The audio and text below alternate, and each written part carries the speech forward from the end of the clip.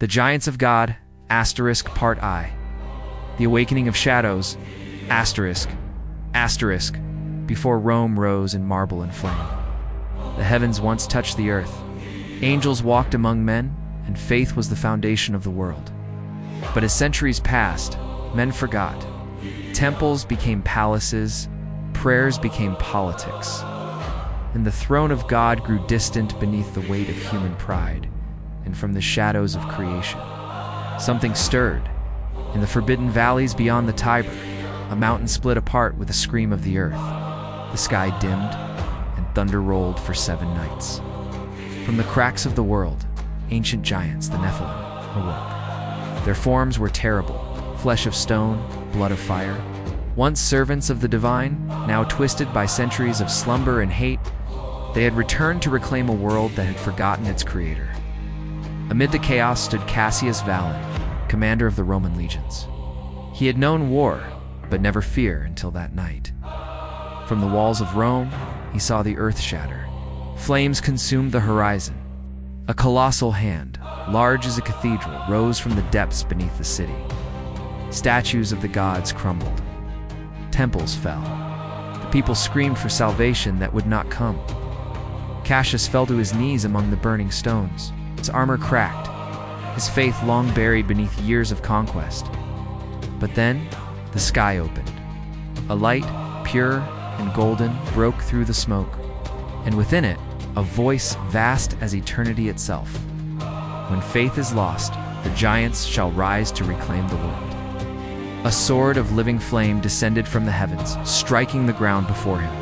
Cassius reached for it. The moment his hand touched the hilt, visions flooded his mind, angels weeping, empires falling, oceans burning.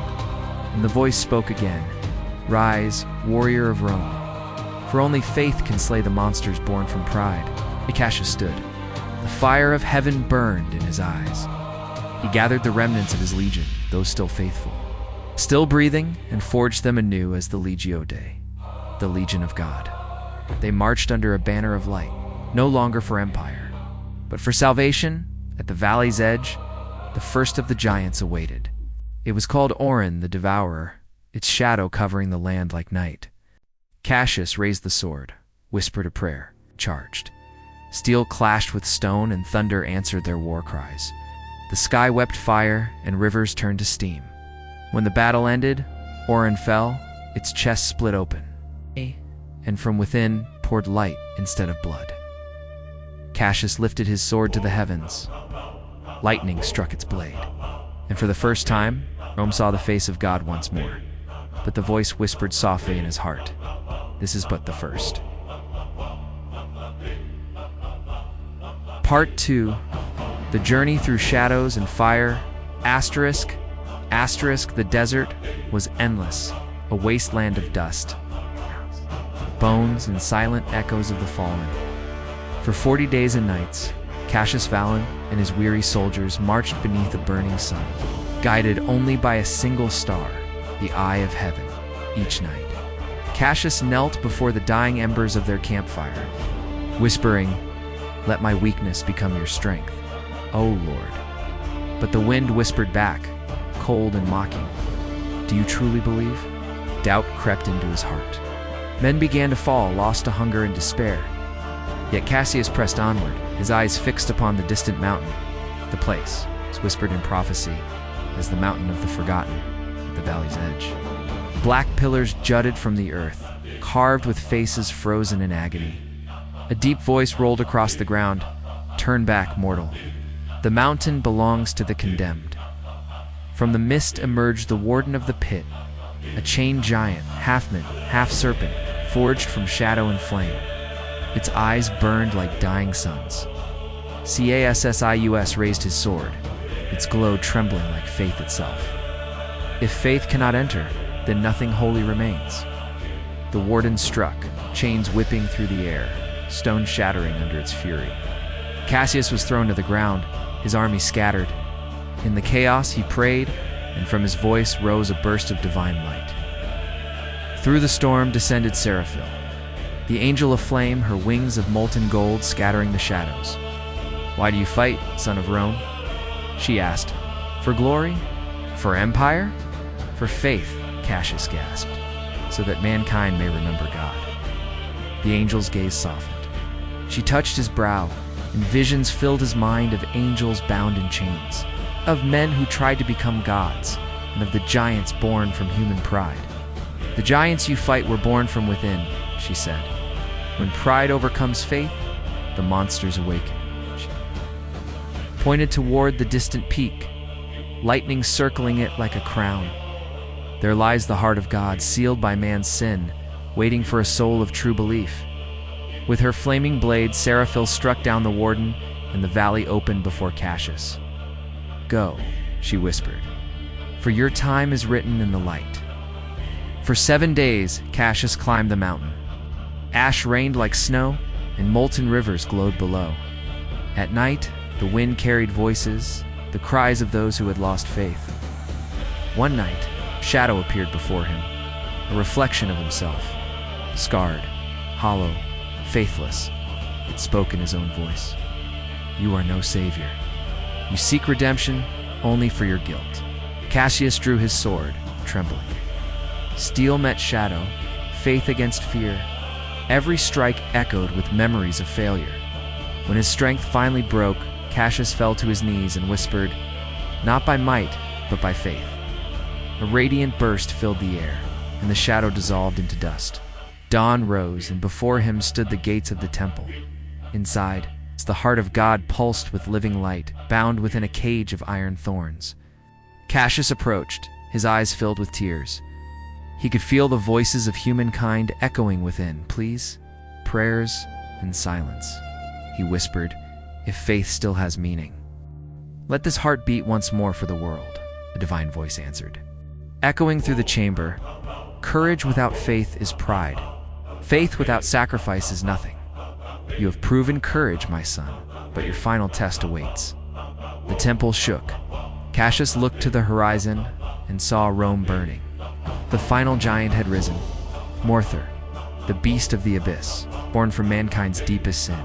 Cassius turned toward the flames. His men gathered behind him, broken but resolute. He raised his sword to the heavens, crying, if this is my end, let it be as your hand. Lightning split the sky. A column of holy fire descended upon him, and as Seraphil's voice echoed faintly through the thunder, go, warrior of faith. Remind the world who made it. Cassius mounted his horse, riding down the mountain as the heavens opened above, toward Rome, toward destiny, toward the final war between heaven and earth. End of part 2 leads directly into the final battle. Part 3, the final battle and redemption, asterisk, asterisk. The sky above Rome turned crimson. Thunder roared across the heavens, and from the flames rose Morther, the beast of the abyss, a giant born from mankind's pride, and the echo of forgotten faith. Its roar split the earth. Temples crumbled, rivers boiled, and the people fled as the city of gods began to die. From the storm rode Cassius Vallon, his armor shattered, his sword burning with holy fire. Behind him, what remained of his legion, men of faith, ready to die for light. Cassius lifted his sword toward the sky. Rome shall not fall while faith endures. Lightning answered his cry. Seraphil's voice whispered through the clouds. The heavens stand with you, warrior of light. The final battle began. Cassius charged through the ruins as Morther descended like a storm of fire. Every step shook the ground. Each swing of the beast's arm crushed towers into dust. Sas leapt, his blade striking the monster's chest. Light seared through shadow, but the wound closed instantly. Morther's laughter thundered. You cannot kill what was born from mankind itself. The beast struck him down. His sword fell, his body broken. But through the roar of destruction, Cassius whispered a prayer, not by strength, but by faith. From the heavens, feathers of light rained down, each one a soul reborn in belief. The air shimmered, and Seraphil descended once more, her wings ablaze. Your courage has rekindled the flame, she said, but light demands sacrifice. Cassius met her gaze and smiled faintly. Then let my soul be the offering, She placed her hand upon his chest. Divine fire surged through him. His armor turned to gold. His sword blazed brighter than the sun. "Go," the angel whispered, "and end the darkness." Cassius rose one last time. He charged through the smoke, a living flame against the endless night. "Morther," he cried and drove his sword into the creature's heart. A burst of holy light consumed the world. The giant roared, then vanished into dust. When the light faded, only silence remained. Cassius knelt, sword in hand, his body slowly turning to radiant light as dawn broke. Sunlight spilled over the ruins of Rome. The people emerged, weeping with hope. From the heavens, a gentle voice echoed, "It is done. My son has returned." Cassius' spirit rose into the sky. His sword melted into pure light, and a single white feather drifted down, resting upon his empty armor. The bells of Rome rang once more. Faith had returned. The giants were gone, and upon the wind, a whisper lingered. Faith conquers giants, for in the light of God, no shadow shall remain. The end. If you like it, please subscribe to my channel.